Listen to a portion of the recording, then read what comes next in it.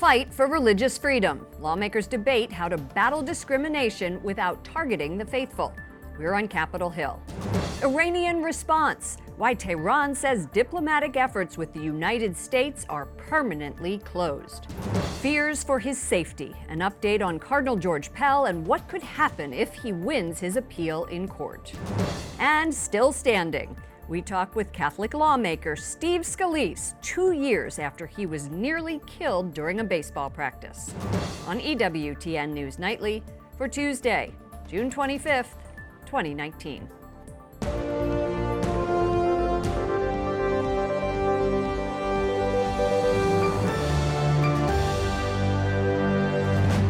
Good evening from Washington, D.C., and thank you to those of you joining us from around the world for news from a Catholic perspective. I'm Lauren Ashburn. Religious freedom versus discrimination. The House today looked at this fierce debate. Some examples: should a Christian baker be forced to make a cake for a gay wedding? Or should a Christian foster care agency have to place children in a same-sex home? Capitol Hill correspondent ytsync-en was inside that hearing room. Debating religious freedom. Do you think doctors or nurses should be forced to participate in abortions? Yes or no? That's a more complicated one. Fellow Republican Tim Walberg speaks of a Michigan Catholic charity that won't place children with same-sex couples. Over 12,000 children in the state of Michigan are waiting to be adopted, and the state can't find enough families to care for them. The government now is compelling this agency either do what we say and violate your beliefs, or you can't adopt children. Democrats call that discrimination. Do you think it's right for a religious organization that does not believe in serving LGBTQ individuals to be allowed to take federal dollars and then also discriminate against certain categories of people, including LGBTQ people? There are a lot of interests involved. There's the interest of the birth moms. For many of these women, this is the last decision they're going to get to make over their child. And they may have a conviction about having their child raised consistent with a particular religious faith. What they're debating inside is RFRA, the Religious Freedom Restoration Act. Congress almost unanimously passed it in 1993. President Bill Clinton signed it into law.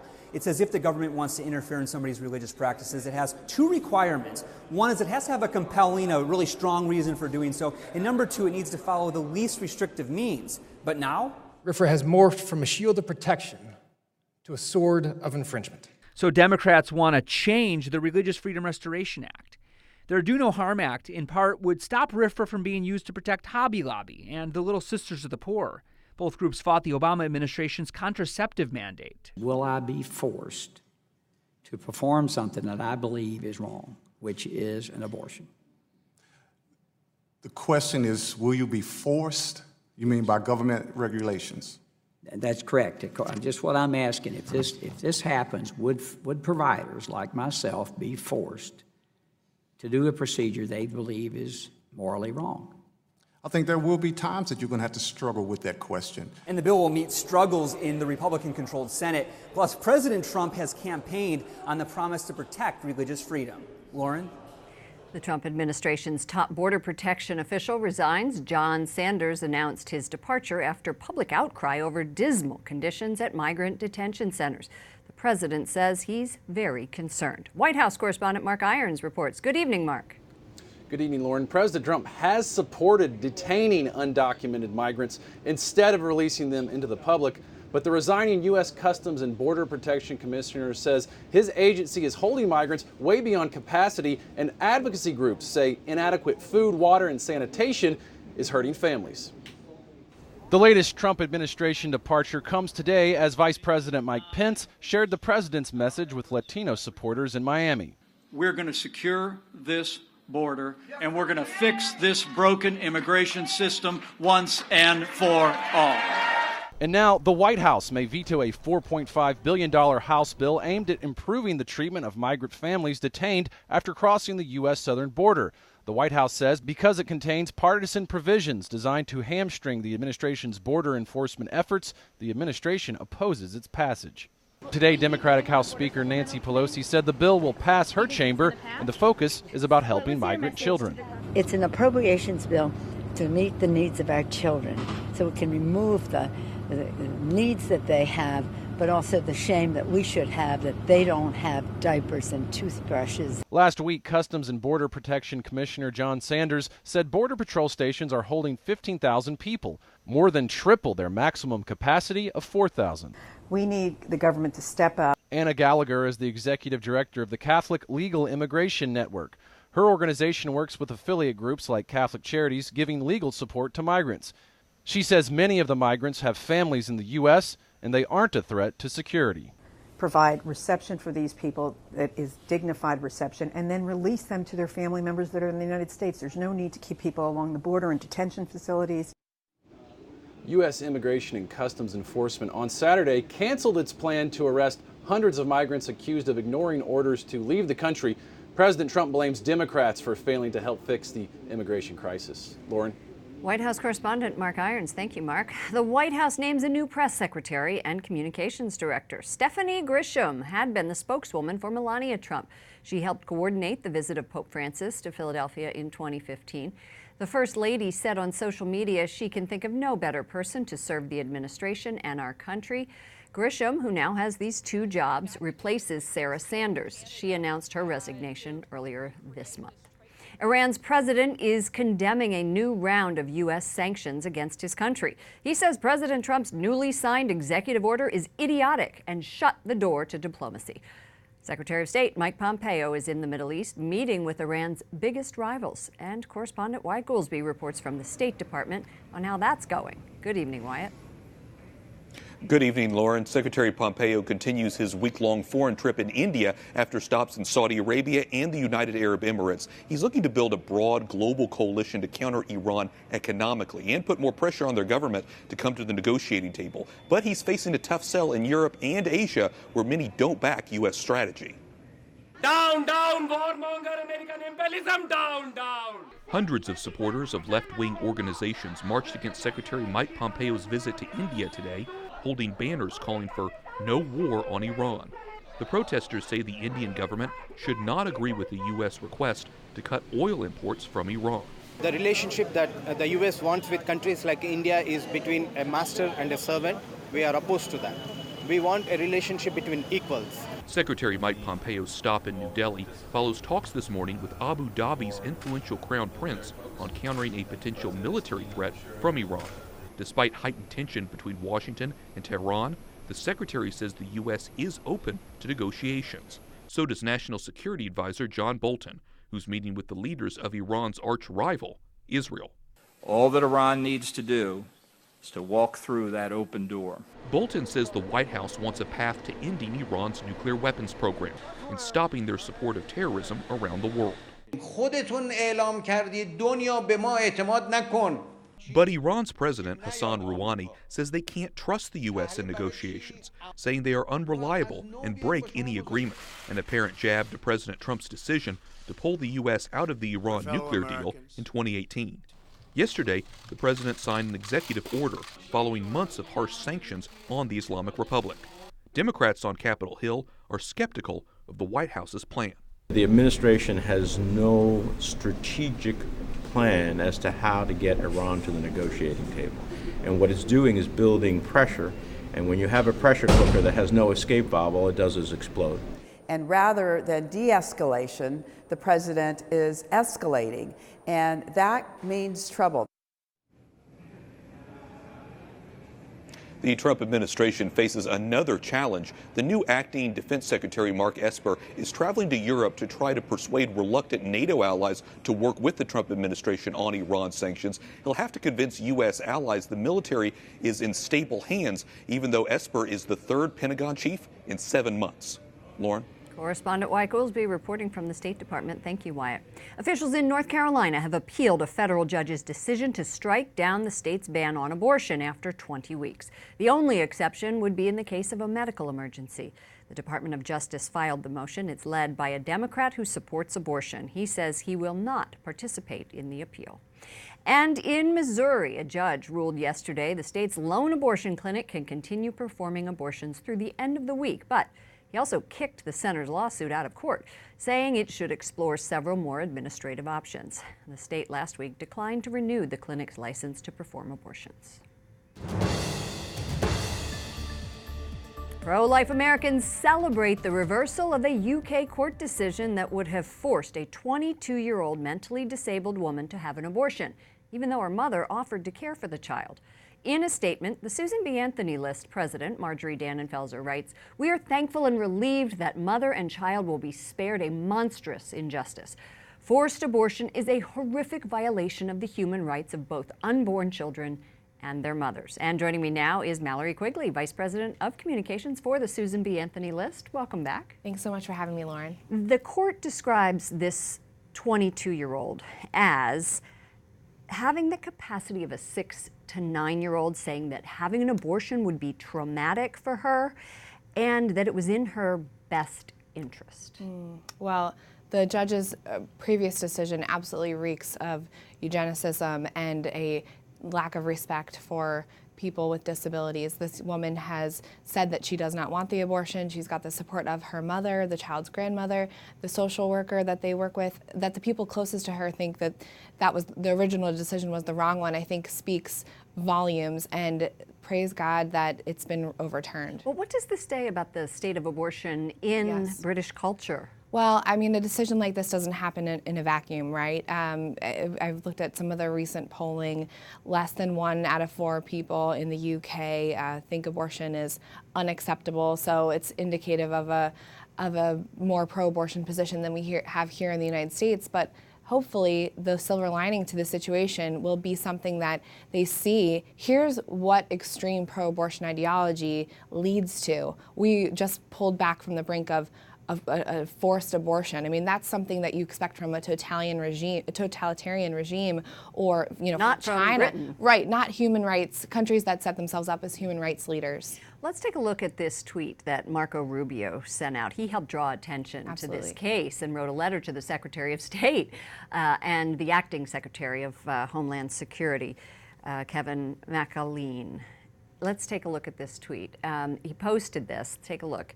"If the story is accurate, 22-week pregnant disabled woman is being required to undergo a forced abortion by the UK court. The US should offer her and her mother a visa. And why are the voices who always talk about a woman's right to choose so quiet on this?" What do you think the answer is? Yeah, well, why are they so quiet on forced abortions happening in China and the coercive population control policy limiting child size and family size? I mean, this judge that originally made the decision, she's been an advocate and a lawyer for the abortion lobby, so I think they don't want to maybe contradict one of their own.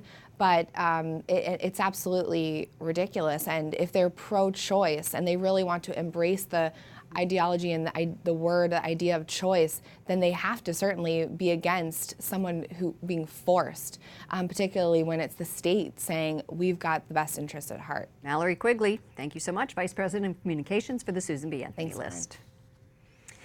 The Australian newspaper says fears for the safety of Cardinal George Pell will force him to live in a secure compound should he be released from jail.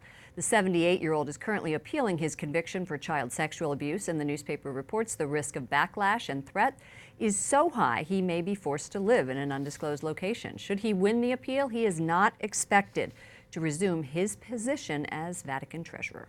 The Council of Cardinals convenes today at the Vatican. This group of cardinals chosen by Pope Francis serves as the principal advisor in the central administration of church affairs.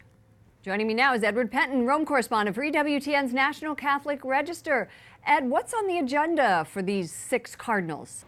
Well, the main thing, Lauren, is going to be this constitution for the Roman Curia, which has been doing the rounds in bishops' conferences around the world.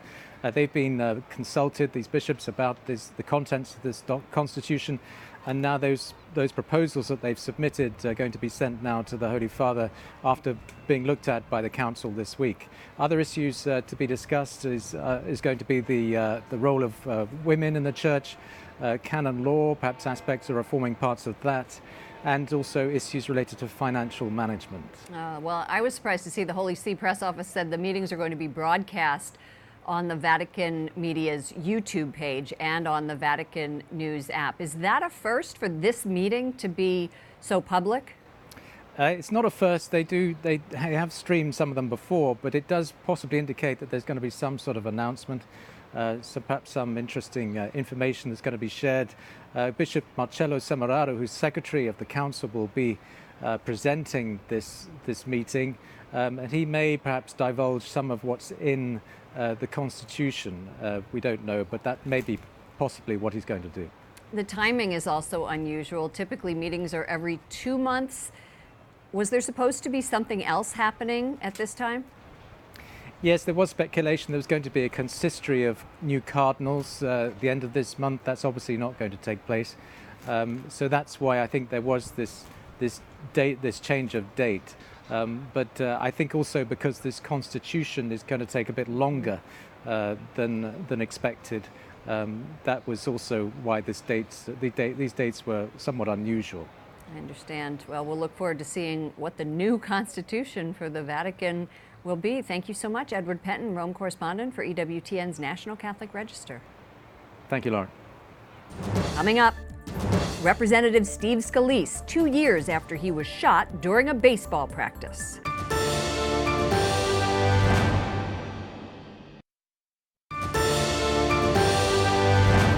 It was June 2017 when a gunman opened fire at a GOP baseball practice for the annual congressional baseball game, wounding 5 people and critically wounding our next guest, Louisiana Congressman Steve Scalise. 2 years later, he's preparing once again to take the field in tomorrow night's game.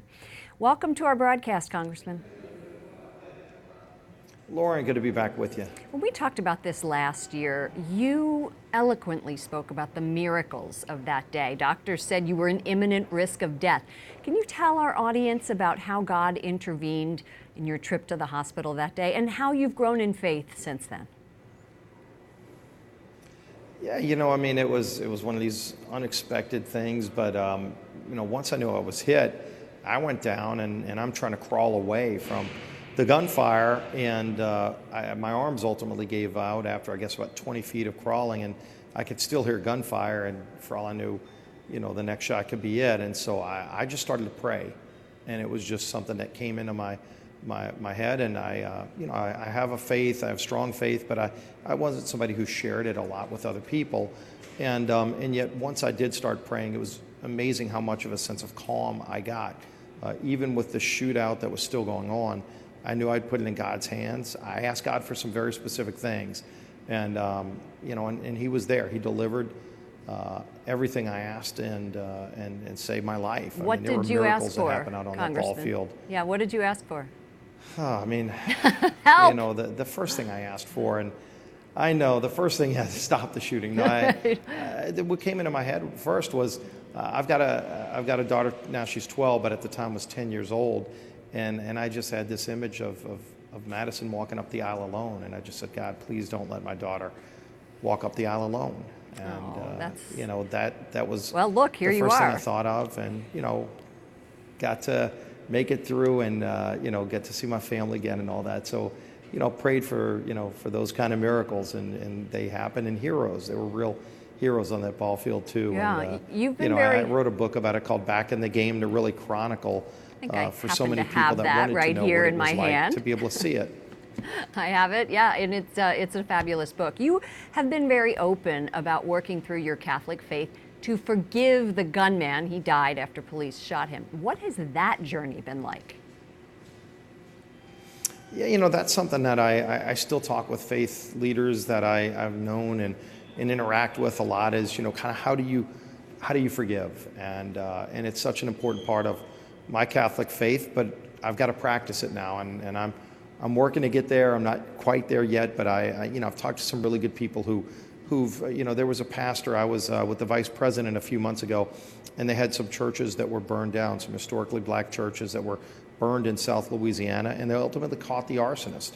And we went and toured one of the churches, and the pastor of that church shared with me that the first thing he did when they caught the arsonist was he forgave him. Wow. And here's we're hard. Walking through the ruins of his burned down church, and yet he already forgave. And I talked to him about it. I said, how did you get there? Because I'm not there. And he was familiar with my shooting, and we talked about it a lot. And Reverend Tucson is somebody, one of those people that's helping me. And and there are others too, and I appreciate it because I do want to get there.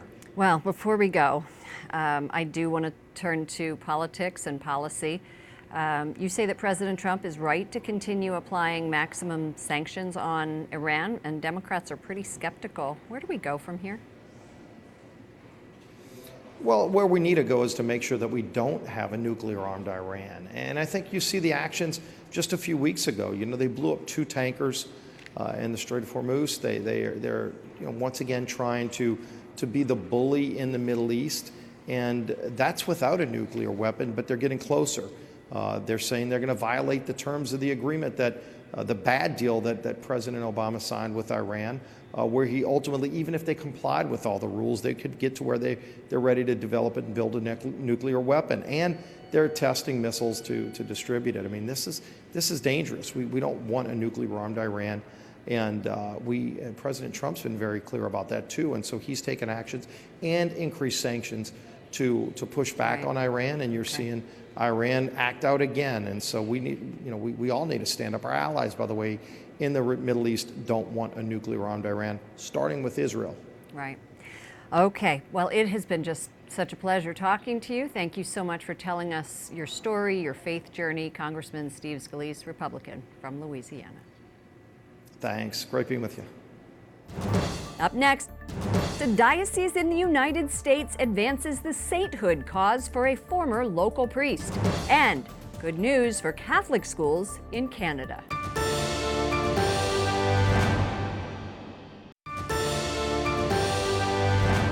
A Catholic youth group from New Mexico on its way to a conference in Denver was involved in a fatal bus crash. At least 2 people, including the driver, died in northern Colorado. More than a dozen others were injured. The group was from the University of New Mexico. The Diocese of Santa Fe will hold a Mass of Healing tomorrow. And in Indianapolis, a Catholic high school says it will comply with an archbishop's instructions to stop employing a teacher who is in a same-sex marriage. Archbishop Charles Thompson says Cathedral High no longer would have been considered a Catholic school if the instructor had stayed on the job. The school says it offers prayers and love to the unnamed teacher. And for more on both of these stories, visit our partners at CatholicNewsAgency.com. The Diocese of Brooklyn advances the sainthood cause for a former priest. Monsignor Bernard Quinn was known for fighting bigotry and serving the African American community. He died in 1940 at the age of 52. The Bishop of Brooklyn last week accepted findings of a 9-year investigation into Monsignor Quinn's cause for sainthood. The report now heads to the Vatican. And finally tonight, a bit of good news out of Ottawa, Canada. More children are attending Catholic schools, and the board projects an increase of about 1,000 students over last year. As a Catholic middle school and high school graduate from St. Ignatius and Holy Name High School in Reading, Pennsylvania, I can tell those kids it will be the best thing to ever happen to them. For all of us here at EWTN News Nightly, to all of you around the world, thank you for watching. I'm Lauren Ashburn, daughter of faithful viewer Ellen Ashburn, whose birthday is today. Happy birthday, Mom. Let's keep in touch online. Mom, you can just text me. Follow me at Lauren Ashburn on Twitter and Lauren Ashburn EWTN on Facebook. Good night, and God bless you.